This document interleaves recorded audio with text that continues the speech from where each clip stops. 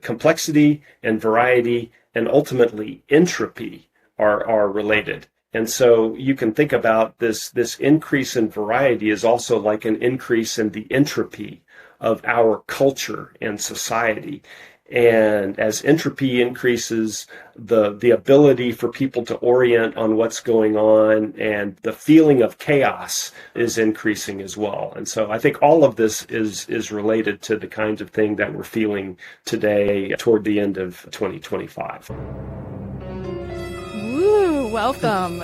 You have now entered Mad Warfare, Mutually Assured Distraction, where we explore the weird, terrifying, and sometimes hilarious ways war is fought today, and how we can all protect our minds before we go too mad to find them. Oh my! Dangerous pattern. Dangerous pattern. Dangerous pattern. How can you talk if you haven't got a brain? Dangerous pattern. Dangerous pattern. Dangerous pattern. Hey, the world is getting louder and more chaotic, and what do we do about it? Today's guest is going to help us figure it out.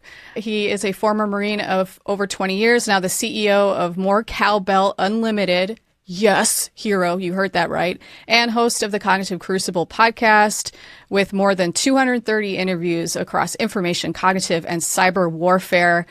Woo, please welcome John Bicknell. So nice of you to have me on. Looking forward to talking to you a little bit about the Cognitive Crucible, some of the things maybe I've learned, or some of my top moments, and whatever else bubbles up into the conversation. I have a real light question to start, which is, after 230 interviews, what keeps you up at night? I was just having a conversation with one of my daughters. I've got two daughters. One is in her early 30s, and the other is a sophomore at the university, or at Montana State University. She's studying chemical engineering. Anyway, I was just having a conversation, but what I was observing is that it seems like maybe 4 or 5 years ago, there was a lot of talk about how young women, girls, even teenagers, are being affected by social media, and there was a lot of concern, and it's affecting their self-worth, or the way they view themselves and their bodies, and that is feeding back on itself and creating challenges, right? That was like 4 or 5 years ago. And now here, just recently, maybe within the last 2 years, but maybe really vividly now, young men, or even teenage boys, are problems related to today's technological onslaught and the information environment are starting to really manifest and become obvious for young men and boys. But then I'm also wondering, well, okay, if young women were like maybe the first to start really showing signs of some detrimental effects, and now young men are showing detrimental effects, we would be, I think, naive, or it would be really foolish to think, well, adults are just off the hook, or but perhaps adults are, going to be starting to show some really obvious effects of technology and social media and the information environment. And maybe that kind of stuff is starting to really become obvious now. So all of that, just that kind of like conveyor belt, if you will, of different populations showing some worrisome effects of today's culture and today's technological environment. That kind of thing is wow, keeping me incredible up. Answer. Appreciative answer. You're talking about this Generation Z, which, my goodness, the time flies, but still they are the generation that all they know in their life is the internet. They don't remember a time before that. So, and we're all kind of, even the older generation, like the first kind of, we are the crash test dummies on how this stuff like actually affects human beings. You already talked about the internet. Like there was that, what was that research? Like it was a few years ago when they were talking about like how TikTok, it's not as causal as saying causing Tourette's, but they're like, okay, after TikTok, there seems to be a lot more reported cases of that. So yeah, in terms of little mental sort of things. Yeah, well, that actually does remind me of like one of the podcast episodes that I wanted to call out as something that I think was one of my episodes that I refer to relatively frequently. It's with a guy named Bob Jones. And I don't know if you guys do links and stuff, but I'd be happy to provide a link to the episode. We'll put it all in the show notes. Bob Jones came on to the podcast. He's a retired Army colonel, and he's done a lot of work with SOCOM, but he's a civilian now and has done some research work in his work with the Special Operations Command. And what I'm recalling from his episode, which I think is so important today, is to have some empathy. And empathy is one of those terms where it's like there's healthy empathy, but then there can be empathy that can go in unhealthy directions. And so the assumption is the healthy version of empathy is to try to understand what people's legitimate complaints are.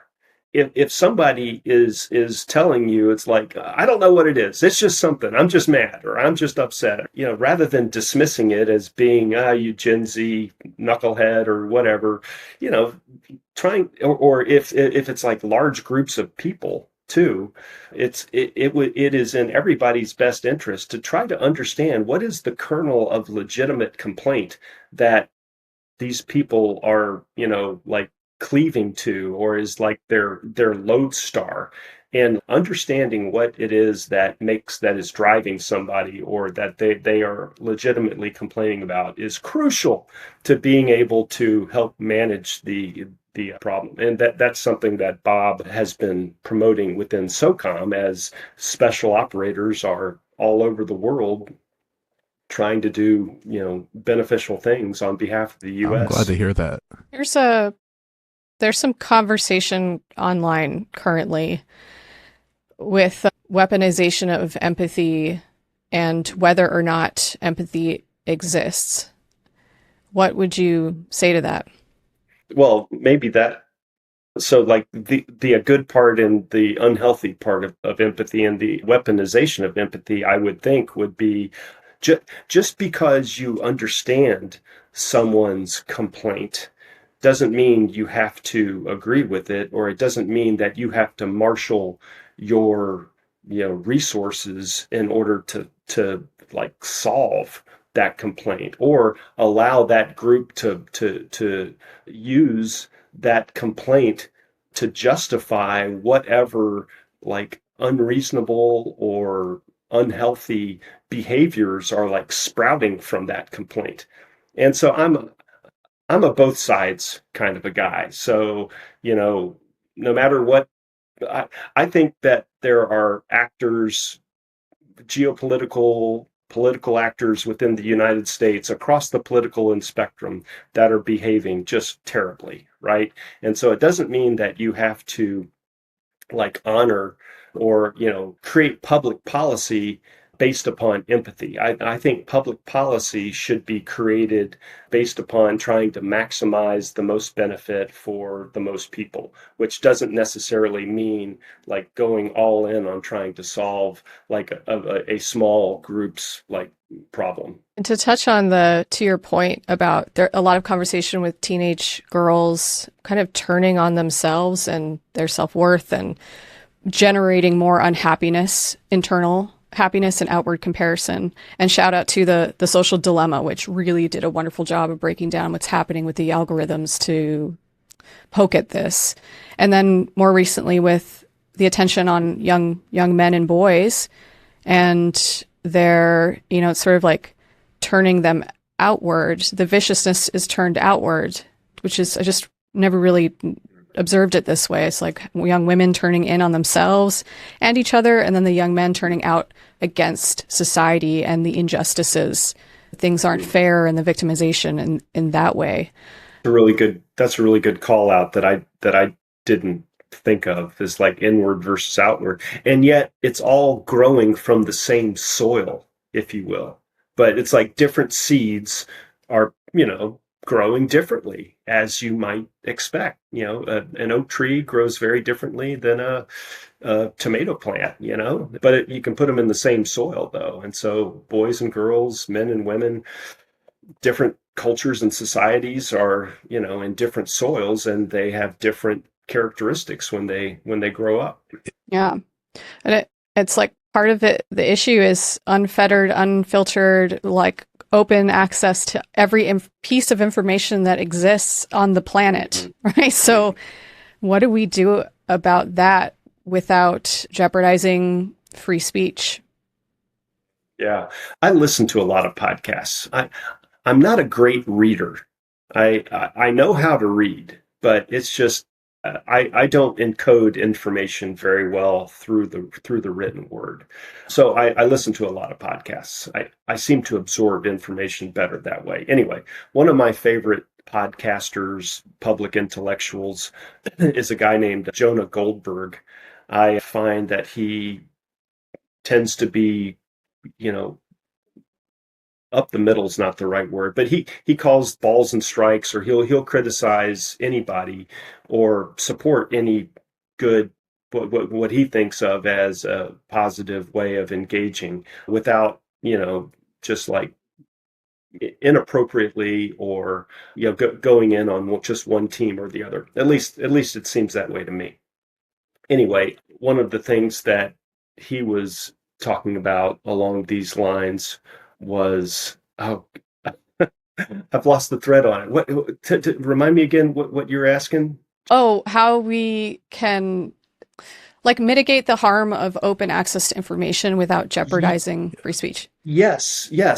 So I got this point from him. Thank you for that. I think adults today are more likely to be able to understand when the information is not right, or something doesn't seem quite right here, but thank you, or can use this technology appropriately to help save some time, collect your thoughts and stuff like this. But young people don't have that bank of pre-knowledge in order to be able to like filter through things which might not be correct. And so that kind of thing is also very worrying, where I think younger people, it's going to be less likely that they're going to go through the gauntlet or the struggle of like learning stuff and failing and just being more reliant on generative AI just to give them the answer. Like you were talking about, Jocelyn, you've got the access to the world's library. I mean, you don't need to learn it. You just need to ask an AI and it'll tell you the answer. But we know that there's bias in the AI models, and they and they hallucinate too. So just trusting the answer is like, it might work 80% of the time, but the 20% of the time it doesn't work. Who knows what kind of follow-on ramifications can come from that. Yeah, let alone the rise of like AI girlfriends. Sean, you just shared a clip about somebody has an AI boyfriend modeled after Luigi Mangione. Oh no, we got to include like this in the episode. We can't if we want, but no, it's just, I mean, we talked about even like in episode 3 with Rebecca, where these real, you talked about again, like some folks like, okay, it helps me like contain my thoughts, with some folks, this is my best friend. This is a reincarnation of all of my dead loved ones, like Data, or it is my significant other. And I think we're still at the point where it's somewhat giggle worthy, but there's a lot of folks kind of leaning that way. And we kind of brought it up even back in that 3rd episode as, what will people really fight for? They really will fight for their loved ones if they feel like their loved ones are in danger. Now, if there was some sort of space, we'll call it your own little pocket cubby metaverse, where you're AI lover, and then the AI reincarnation of your grandfather plus, I don't know, SpongeBob, Spider-Man, whoever the heck that you really enjoy. If somebody were to threaten that space and be like, I'm going to delete their data and they're never coming back, I can see folks like violently opposing that. Again, that and even some of the things you mentioned on how it's affecting, young people, older people. I just don't see folks really categorizing that as a national security concern. Mm-hmm. I think they should. I think the three of us talking about it is because that data represents memories, or that maybe that data is iconography memories. and like a symbol. Yes, sure, yeah, of history. Well, I mean, we've all got pictures of family trips and vacations, or things stored wherever they're stored. That's information. But this also gets me to another podcast episode that I wanted to mention to you. I think it relates to this in a way, but another episode that we did with a gentleman named Sean McFate. And during that episode, we started talking a bit about potentially like a major change in the Westphalian state model of geopolitics, where you've got all the countries of the world, they're geographically defined. Let's just say, more or less that's right. There's borders disputes, so on and so forth, right? But generally speaking, you've got state models. Well, it didn't used to be that way, right? That came about, right at the time of the, Scottish and French Enlightenment, maybe in the 1600s and so on and so forth, the Treaty of Westphalia. But that could be changing with all of the artificial intelligence and VR, AR, and everything that we were just talking about over the last few minutes, where online communities feel more companionship and cohesiveness than the actual geographic locations have over, say, like the last 400 so years. And so that is something I think that is happening, which is really interesting. But it's also, what does that mean to the way that we've been doing governance and trade, et cetera, over the last And couple allow me centuries? to actually expound on that for folks. The key idea for folks to understand is that states have sovereignty over their territory. You're just like, isn't that obvious? What John said, it was not Physical correct. territory.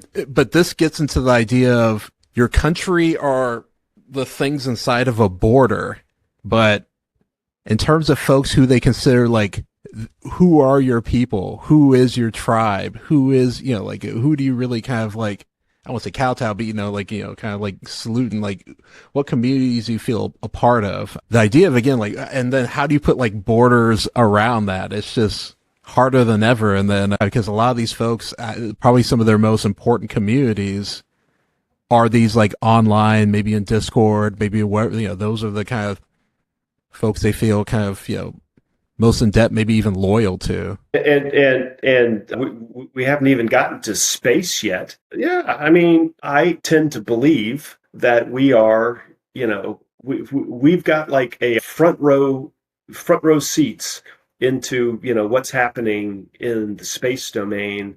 I'm in my late 50s. I'm 57, so hopefully I've got another 30 years left to see what unfolds and everything. But I mean, there's people that probably roll their eyes at this or like, yeah, whatever. But I really do think of what's happening in the space domain as analogous to what to the age of maritime exploration starting in the late 1400s and into the 15 and 1600s.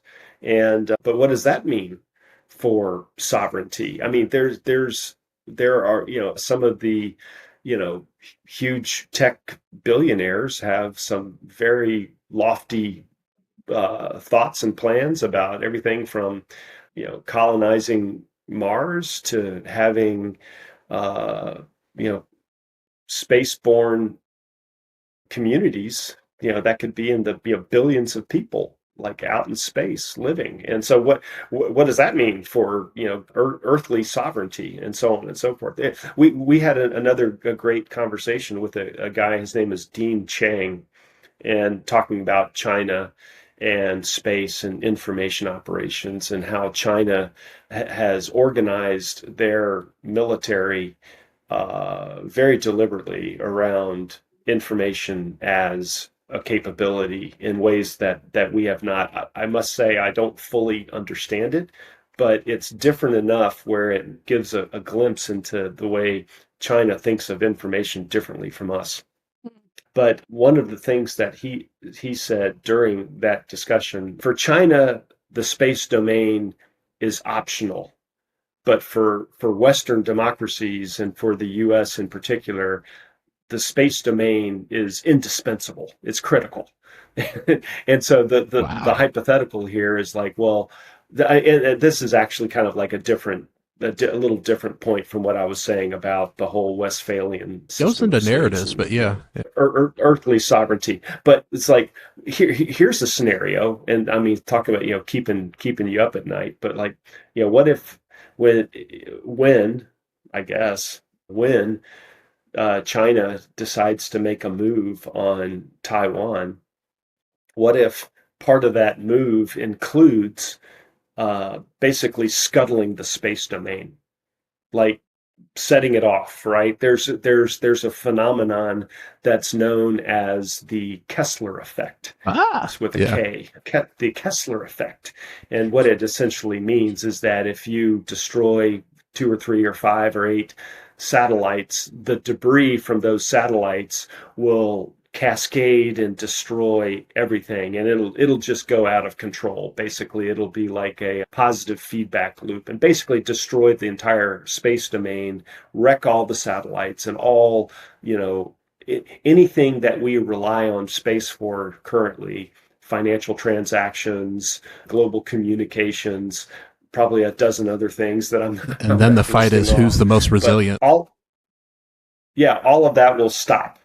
And then what? Yeah. Holy cow. And so what Dean was saying, and this was back in late 2022, he said it's not that China wouldn't feel a pinch. It's not that, but it's that they are less reliant on the space domain than we are. And for us, that would be catastrophic. And for China, they would be able to muddle through. So that's pretty worrisome. I mean, would they still be able to control their entire population? Because they manage so much digitally. It does, wouldn't that require? Yeah. We didn't get into that. I don't know. Yeah, hand waving, who knows? Yeah. Also, Yeah. on this note, I just was reading, so as this is September 2025, that per executive order, NASA its focus has been reset to, well, let's see what this is, executive order reclassifying NASA's work to include intelligence, counterintelligence, and investigative work as a primary function and part of the effort to counter China. Oh, so they gave it Okay. kind of like brand warfare new. capabilities. Wow. So, Yeah. so that is new. Yeah. Even that's breaking. Yeah. Right here. Well, and NASA, I believe, has always had something along those lines as part of its, it's was in its job jar. That's It's like a just side quest. that wasn't, that wasn't like maybe front and center. It sounds like they're making that front and center. I think all government agencies, for that matter, the Department of Agriculture, Housing and Urban Development. I'm making this up, but it wouldn't. I mean, all of those agencies have classified aspects to them, I would imagine. Right. So, but yeah, maybe not to the same level as NASA or DoD. Maybe like public obviously, trust for some of the Department stuff. Kind of like different clearance levels. Yeah, I think you're yeah, correct on that. yeah. I bet in that the Department of Housing and Urban Development, they probably got a top secret skiff in there. Like, why would that be? I don't know. You use your imagination, but That could be secretive about anything in the government. Yeah. Also, if all the satellites go down, I guess it solves our problem with teenagers having access to all the That is information. They'd have to go to a library. that's the monkey Yeah, paw yeah. right there. That's how we solve it. Yeah, yeah. Well, there you go. Yeah, that's get out there and touch grass, right? Yeah, go entertain yourself like they used to do. Yeah, learn how to swim. How do Yeah. you, as a very personal question, you can choose not to answer, as a father of two daughters, how do you have conversations with them? Like, how do you manage and help them manage how they're feeling about themselves, knowing what you know about how information is affecting girls and women? Mhm. Well, I I think that the easiest thing that anybody can do is just to be more deliberate about how you consume information and recognize that we are constantly being influenced. There are, organizations and people, friends and family even. It's not necessarily a bad thing, but people are always trying to influence you, whether it's to buy a product or to change your position and something like that. Anyway, just like know that as just like a baseline. You are constantly being influenced. That doesn't mean don't go out there and live your life or anything, but just understand that. And get your information from a variety of sources. If you use TikTok, great. Use TikTok, have fun, get some information from TikTok, but also go and seek out information from other information sources as well. And crucially, tune in and listen to, voices and opinions that you don't agree with. And so that you understand what it is that they're saying, because I tend to believe, unless they're like a really bad actor, everybody has, like something that is worth listening to, at least just to understand some other opinions. And so that's what I try to tell people. That's what I've suggested to my daughters as well. And to that point, it's, different mediums. So not just, if you're going to TikTok, don't just go to also Instagram, for example. It's like, go read maybe something like a book or listen to a podcast for, just like, I think of different forms of expression. If you can even go see like local plays or comedy shows in your community or something like that, right? So you're getting, because I think the part of the danger, part of the thing I'm concerned with is how the information bubbles just keep us in them, and they're not serving. It's very difficult. You have to put in an effort to go find something that doesn't agree with you or outrage you on purpose. You're saying that it takes effort to find something that doesn't outrage you on purpose? Yeah, what I'm saying is it takes effort to get out of the bubble. And I think in our bubbles, the way the algorithms are designed are to keep us agreeing with our 100%. bubbles and outraged over the things that bump against them. 100%. There's probably like 20 or 30 different ways of talking about bias, and that's some sort of like familiarity bias, or the bias of I forget the label for it, but wanting to constantly get your priors reinforced. Confirmation. Yeah. Confirmation bias. Thank you. Yes, that's right. Yeah. And the more we hear something, the more we believe it. It's like, it could be the most Very outrageous. seductive. Yeah. Yeah, sure. Well, I know one thing you wanted to talk about that we had sort of pre-gamed about was about complexity and how to think about that, and with everything becoming more complex and the way human brains and how we just process information work, is what to look out for, how to even understand, how to begin to understand the increasing complexity that our feeble little brains try to grasp at. Yeah, for sure. There's a nifty little essay that I would recommend to people. It's very short. It's like a page, but the title of the essay is, what scientific term or concept ought to be more widely known. And it was back in 2017, but this professor, his name is John Naughton. Here, I'll drop it into the chat. But anyway, he talks about this complexity science law that's called the law of requisite variety. And Ooh. there, I just popped it into the chat.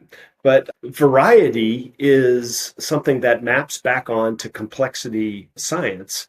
And it refers to originally, like in kind of like a biological context, that organisms, animals, even, single cell organisms, in order for organisms to survive, they have to be able to deal with the variety of things that are, coming at it, right? And that could be things that are attacking it, things that are trying to attach to it, whatever it is, right? There's a whole variety of things that in order to survive, you've got to be able to deal with those things. Otherwise, ultimately, the organism is going to die. It's going to fail, right?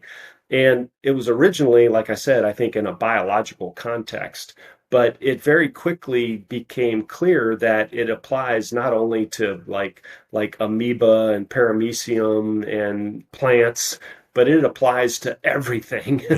People and companies, militaries, societies, on and on and on. In order for these, entities to survive and thrive, you have to be able to deal with the variety of stimuli and change and things that are trying to tear it down in order to survive and thrive. And so what I think one of the things that we're feeling as heat or as problems today, and we're going to be on video. I'm using my hands here to try to communicate it. For some reason, it's always kind of like an outside in kind of a thing, right? But the variety of technologies, the variety of chat rooms, the variety of opinions, and the variety of channels, the variety of ketchups, like all of these things are taxing our ability to decide, where do I focus my effort? Where's the problem coming from? What is the alligator closest to the boat? But also, like, just how do I make day-to-day decisions? How do I make big decisions? And I think the concept of variety is something that we are all feeling, and thinking about things in terms of variety is helpful. But so variety and complexity are very closely related. And we had an episode with a gentleman, like an eminent complexity scientist. His name is Yanir Bar-Yam. And he unpacked some of this stuff during that episode. And that's another episode that I've always thought about. But then complexity and variety and ultimately entropy are related. And so you can think about this increase in variety is also like an increase in the entropy of our culture and society.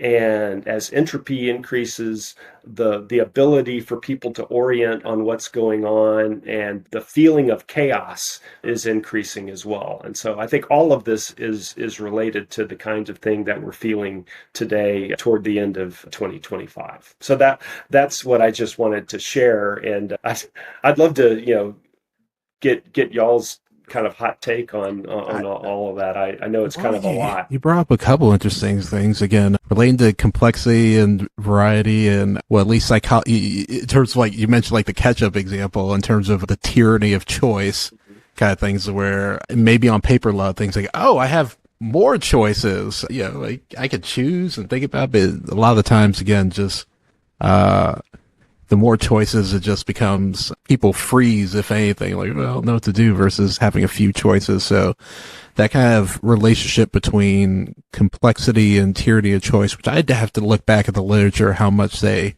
kind of bridge those two things together. But again, I think that's a interesting point. And then you've really done an awesome job. You have writing in terms of on the Information Professionals Association website, the tech, which again, feel free to talk about even some of the tech and whatnot through your company, more Cowbell, but you really have been kind of at the forefront of incorporating things around entropy and complexity We're trying to understand like information environment and things beyond that. So we're taking these concepts and we're operationalizing them. We're doing some work with both the Army and the Air Force on this, operationalizing them in order to make some inferences about human cognitive states based upon the complexity of different environments.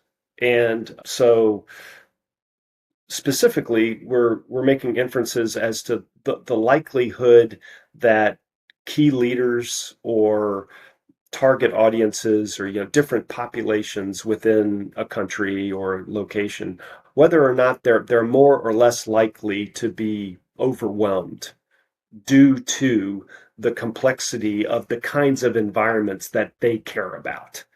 So if, for example, we're measuring if there's been a whole bunch of different stuff that has happened recently within the country of Nigeria related to agriculture or energy. Energy is big in Nigeria. There, the Gulf of Guinea, right off the coast of Nigeria. So there's a lot of work with Exxon and Chevron and Shell in Nigeria. So the energy industry, matters to Nigeria. Well, what if we assume that, there's been, some big deal with Exxon recently, or there was a major mishap off the coast of Nigeria. There's been some other trade deals related to energy in Nigeria. There's a whole bunch of energy related stuff that just happens within a relatively short period of time.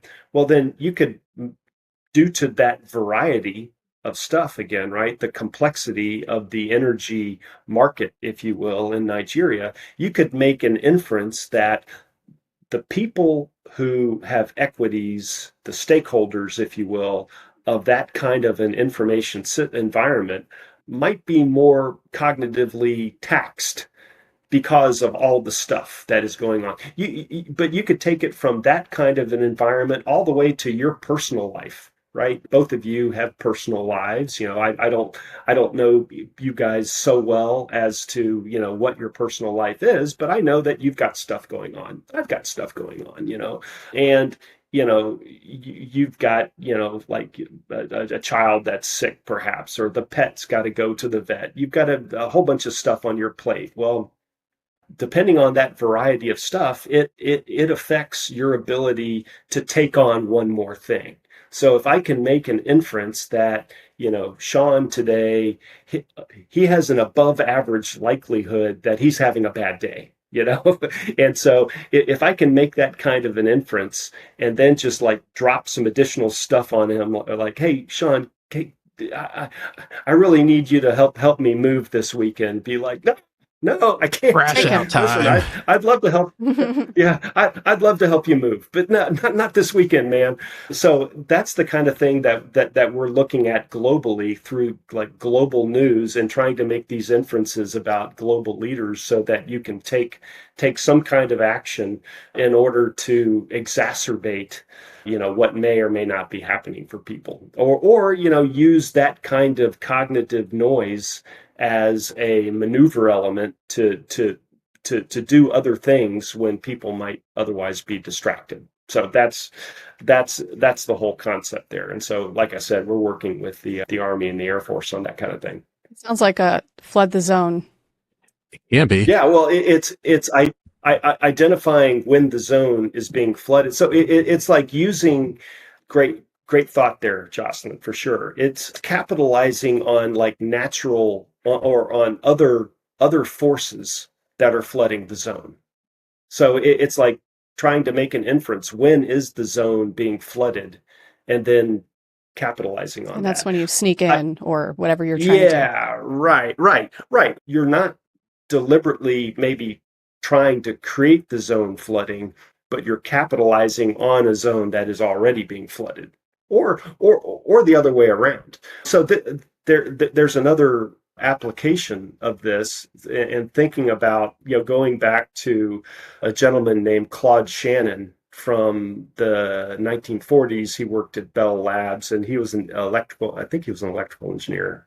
might have that wrong, but he was an engineer that solved some really critical telecommunications problems back in the late 1930s, maybe early 1940s.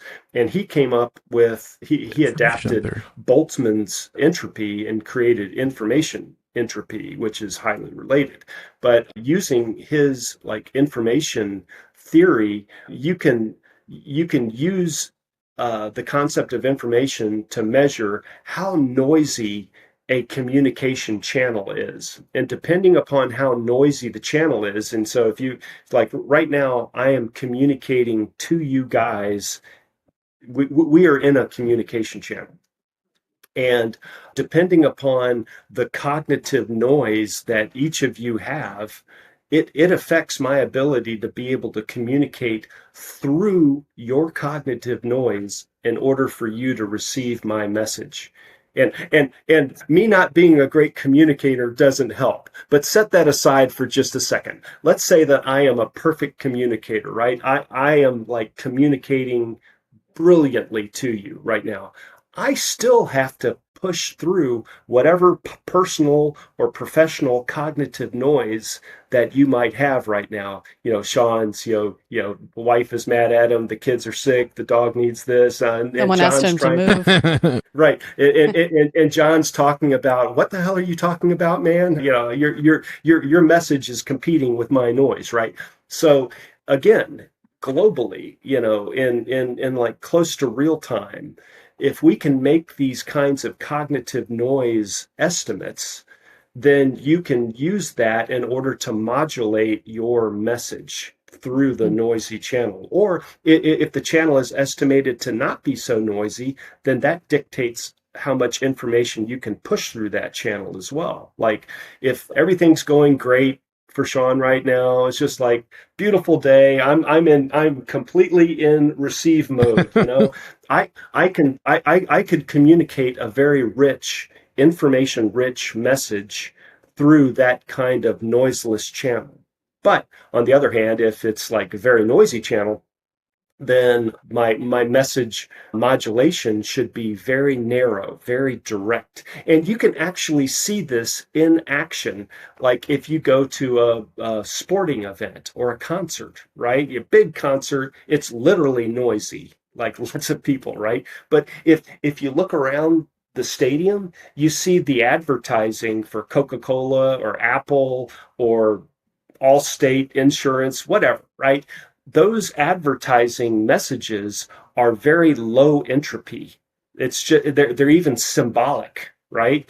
That is in order to just like cut through the noise and say like, oh, Coca-Cola is sponsoring this. I see the Coca-Cola logo. There it is. That's a very simple, direct, low entropy communication through a noisy channel. So anyway, that kind of thing is what we're trying to leverage at scale for influence operations. Yeah, that's How do you manage the noise in your own head? How do you make it more quiet and secure? wow. That would be the $1 million question. The billion, maybe trillion. Lately, increasingly, I have started taking walks where I don't have any podcast or any kind of music or anything like that. It's just kind of like unplugging for short periods of time. I'm a retired Marine. I retired 15 years ago now. I can't believe it. I retired in 2010. But here again, just recently, I was like, hey, let me jump up on the pull-up bar and see how many pull-ups I can do. I couldn't do a single freaking pull-up. I am ashamed to say I did not do one pull-up. And for me, at least, that was a little bit of a moment. Yeah, I mean, I don't think I'm in like bad, I don't look like I'm in bad shape, but that was a little bit of a moment where it's like, I need to start taking better care of my body and, unplugging from information, even for short periods of time. Again, being deliberate about my information consumption, but then also taking care of my mind and body. My wife and I have just recently started doing like yoga together in the evening and stuff like this. It's not just lifespan, but it's also health span. I don't want to live to be 90 years old, but the last 15 years I'm bedridden. Yeah. Or something, Everybody go do a pull-up. In honor of Yeah. This was for you, John. At least one. And if you can't do one, do at least do a negative. Oh yeah, just stand on a box and do one negative pull up. Yeah, Those are really great. Yeah, you like struggle not to let gravity win. It will, but you can you could fight. that's right. That's exactly Speaking of right. fights, you mentioned before, and we were jamming before this, that cognitive security is our generational challenge. And we had talked about the Western experiment of democracy and where that stands. And with complexity being 300 million plus people in this country in this experiment, how are we faring and what might our future look like?